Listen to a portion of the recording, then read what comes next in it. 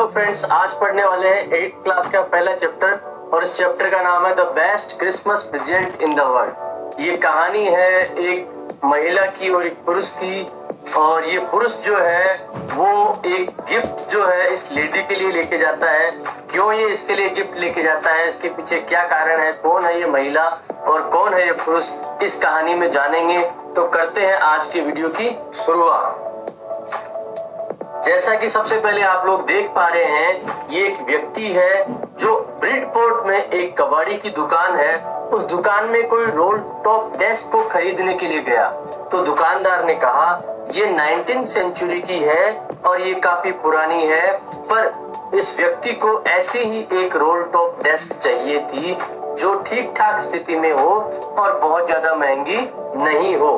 ये जो डेस्क जो थी ये हालांकि खराब हालत में थी, पर ये लेखक को लग रहा है कि ये मेरे लिए ठीक है और मैं इसे काम चला सकता हूँ। इस पे जले हुए के कुछ निशान भी थे और काफी टूटी फूटी अवस्था में ये लग रही थी, पर लेखक ने सोचा इसे मैं अपने घर पे ले जाऊंगा और इसे सुधार लूंगा और इसे काम में ले लूंगा।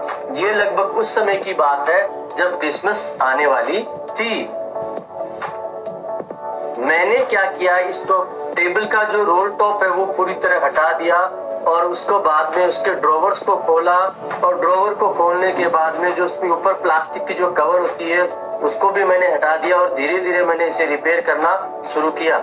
ये पानी और आग के कारण से काफी हद तक खराब हो चुकी थी और उसके अंदर एक जो ड्रॉवर थी वो काफी ज्यादा अटक चुकी थी, वो खुल नहीं रही थी। मैंने बहुत ज्यादा प्रयास किया और उसके बाद में वो निकल गई और निकलने के बाद में मैंने क्या देखा, उसके अंदर जो है एक विशेष प्रकार की जगह बनी हुई है, एक विशेष प्रकार का इसमें बॉक्स रखा हुआ है और उसके अंदर कुछ काला काला कुछ बॉक्स जैसा उसके अंदर दिखाई दिया। और उसके अंदर क्या दिखाई दिया, कुछ नोट पेपर जैसा उसके अंदर कुछ लिखा हुआ था और उसमें लिखा हुआ था जिम्स लास्ट लेटर रिसीव्ड जनवरी 25, 1915। ये जिम का लास्ट लेटर था जो जनवरी 25 को 1915 को रिसीव किया गया था और उस पे लिखा हुआ था to be buried with me when the time comes. और उस पे ये भी लिखा गया था इसे मैं जब मर जाऊं तो मेरे साथ दफना दिया जाए। ये सब बातें पढ़ के लेखक को बड़ा ही अजीब सी भावनाएं आई। कौन है ये व्यक्ति जिससे जुड़ा हुआ ये पत्र है, मुझे अवश्य इस पत्र के बारे में कुछ न कुछ पता करना चाहिए और ये पत्र जिसका है मुझे उसके पास अवश्य ही पहुंचाना चाहिए।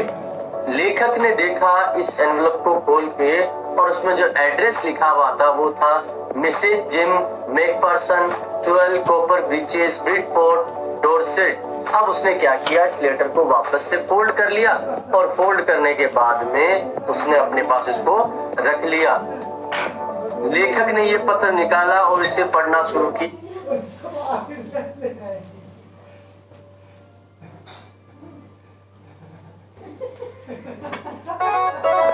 लोग फूलों से घर सजाने लगे और फूलों की दुकानें खिल उठी। फेसबुक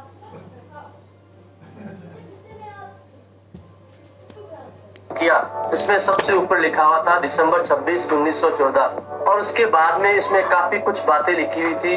धीरे धीरे उन बातों को मैंने पढ़ना शुरू किया।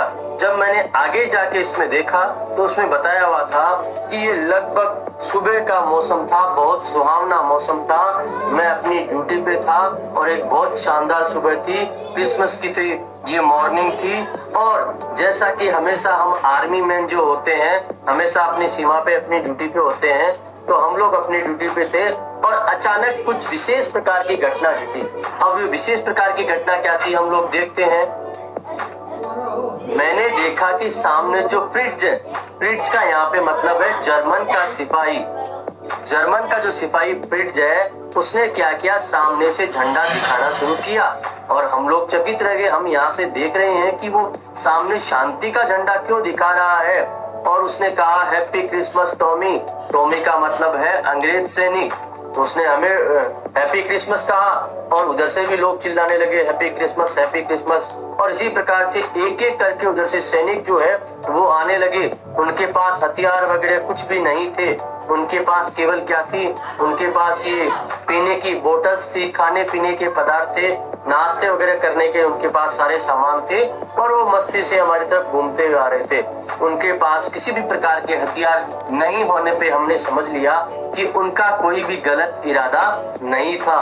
हालांकि एक बार हमें शक हुआ कि ये किसी तरह का जाल भी हो सकता है, वो हमसे किसी प्रकार की चालाकी भी कर सकते हैं, परंतु जिस प्रकार से वो लोग हमारी तरफ बढ़ रहे थे तो हमें पूरा विश्वास हो गया कि ये किसी प्रकार का भी कोई जाल नहीं था।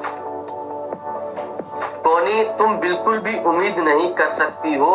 कोनी ये जो है जिम मैकफरसन जो सेना में व्यक्ति है, अधिकारी है, उनकी पत्नी का नाम है जिसे ये पत्र लिखा गया है। तो लेखक ये कह रहा है कि उस पत्र में लिखा गया, कोनी तुम यकीन भी नहीं कर सकती हो, मैंने जब ये जो जर्मन के जो ऑफिसर्स हैं उनकी तरफ देखा तो वो मेरी तरफ आ रहे थे। हम लोग बिल्कुल आश्चर्यचकित थे क्योंकि आज तक ऐसा बिल्कुल भी नहीं हुआ था। और जब वो ऑफिसर मेरे तरफ आए तो हम दोनों में क्या बातें हुई वो भी मैं तुम्हें बताना चाहूंगा। जैसे ही वो अधिकारी मेरी तरफ आया, उसने मेरी तरफ हाथ बढ़ाया और उसने मुझसे कहा हैंस वोल्फ, उसका नाम हैंस वोल्फ था, और उसने मेरी तरफ हाथ बढ़ाया। उसने कहा मैं डसलडॉर्फ से हूँ और मैं एक ऑर्केस्ट्रा में सेलो बजाता हूँ, आपको क्रिसमस की बहुत अधिक शुभकामनाएं। तो मैंने भी अपना हाथ बढ़ाते हुए कहा मेरा नाम कैप्टन जिम मैकफरसन है और आपको भी क्रिसमस की बहुत बहुत शुभकामनाएं। मैं डोरसेट में एक स्कूल टीचर हूँ और डोरसेट जो है इंग्लैंड के पश्चिम में है। तो वो सामने वाला जो ऑफिसर था वो बहुत ही मुस्कुराने लगा, ओह डोरसेट, मैं इस जगह को जानता हूँ, मैं इस जगह को बहुत अच्छी तरीके से जानता हूँ। और इसी प्रकार से हम लोग खाने पीने के सामान के साथ आनंद लेने लगे। हम लोग बिल्कुल एक दूसरे के साथ में हंसी मजाक से बातें करने लगे। वो बहुत अच्छी इंग्लिश भी बोल रहा था और ऐसा लगा ही नहीं कि कभी उसने डोरसेट में कदम नहीं रखा हो, क्योंकि डोरसेट के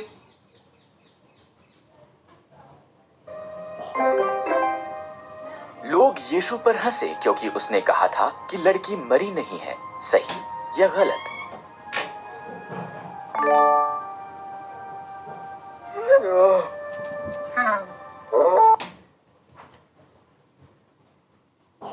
के बारे में वो काफी कुछ जानता था। शायद इंग्लिश की किताबों में उसने इसके बारे में बहुत कुछ जान रखा था।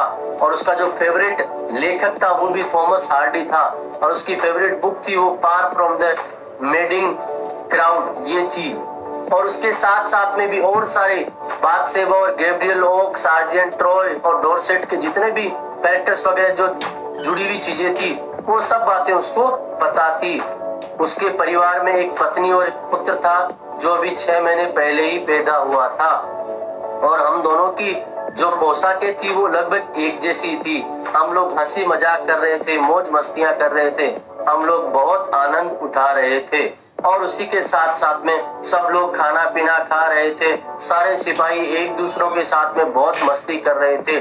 और आपने जो मिठाई भेजी थी मार्जीपन, वो मैंने उन लोगों के साथ में शेयर की। उन लोगों को ये जो मिठाई वो बहुत अच्छी लगी। ऐसी क्रिसमस पार्टी कोनी हमारे जीवन में कभी नहीं आई।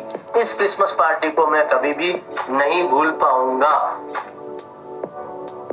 ये मेरे जीवन का एक यादगार लम्हा था। एक दूसरे देश की सेनाएं जो है वो हमेशा एक दूसरे से लड़ने के लिए हमेशा तैयार रहती है, परंतु कभी भी उन देश की सेनाओं के बीच में ऐसा माहौल नहीं रहता है। और आज का माहौल देख के मेरा मन और सामने जो आर्मी ऑफिसर था और उनके जो सिपाही थे उन सब का मन बहुत ही खुश और प्रफुल्लित हो गया। उसके बाद में कुछ नया ऐसी घटना घटी जिसके बारे में किसी ने भी सोचा नहीं था। पता नहीं कहां से कोई व्यक्ति फुटबॉल लेके आ गया और सब लोग आपस में कहने लगे कि अब दोनों देशों की टीमों के बीच में एक फुटबॉल मैच हो जाए।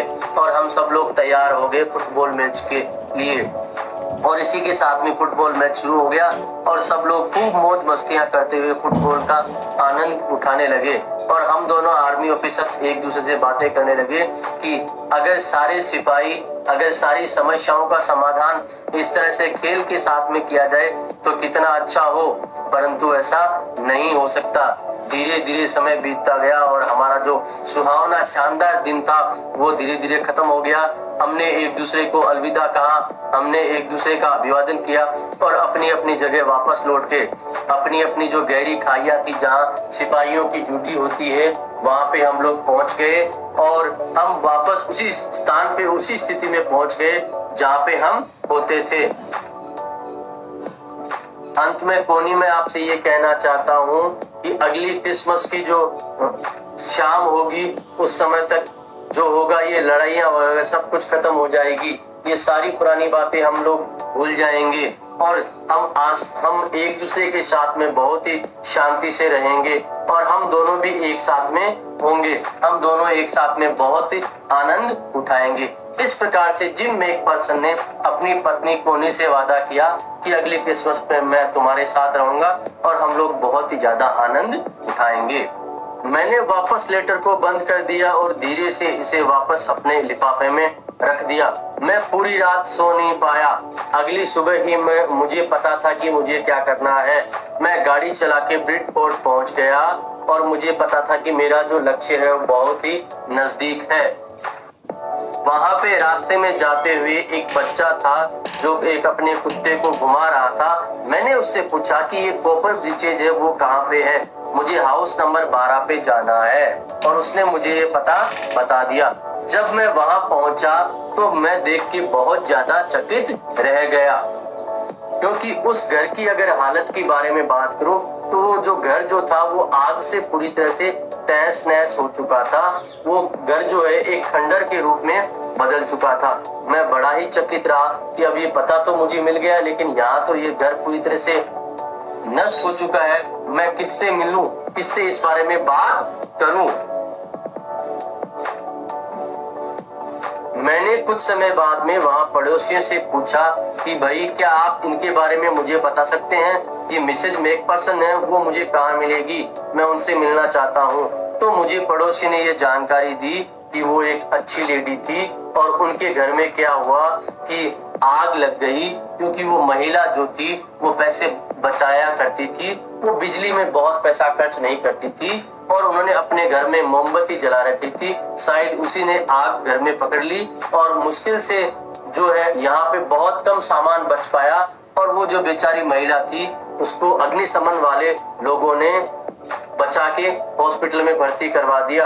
अब वो जो महिला है वो बर्लिंगटन के हाउस नर्सिंग होम में रह रही है। आप अगर चाहें तो वहां जाके उस महिला से मिल सकते हैं। अब मेरी खुशी का कोई ठिकाना नहीं रहा। मैं जिस महिला को ढूंढ रहा था उसका पता मुझे मिल चुका था। अब मैं अवश्य ही वो पत्र उस महिला को दे सकता हूँ।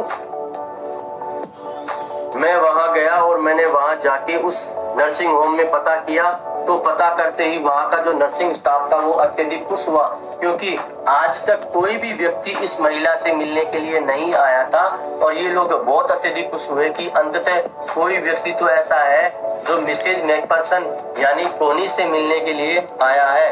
वो खुशी खुशी से मुझे उसके पास लेके गए और जब मैं उसके पास पहुंचा और मैंने ये लेटर उनको दिया, जब मैं उनके पास पहुंचा तो मैंने देखा एक महिला जो थी वो चेयर पे बैठी थी और वो चुपचाप अपनी शांति से बैठी हुई थी और कि उस महिला ने मेरी तरफ देखा और हैप्पी क्रिसमस मैंने उसको बोल दिया और उसी प्रकार से वो महिला जो थी उसने भी मेरे सामने जवाब दिया और उसने भी मुझे हैप्पी क्रिसमस कहा और वो बहुत ही खुश दिखाई दे रही थी।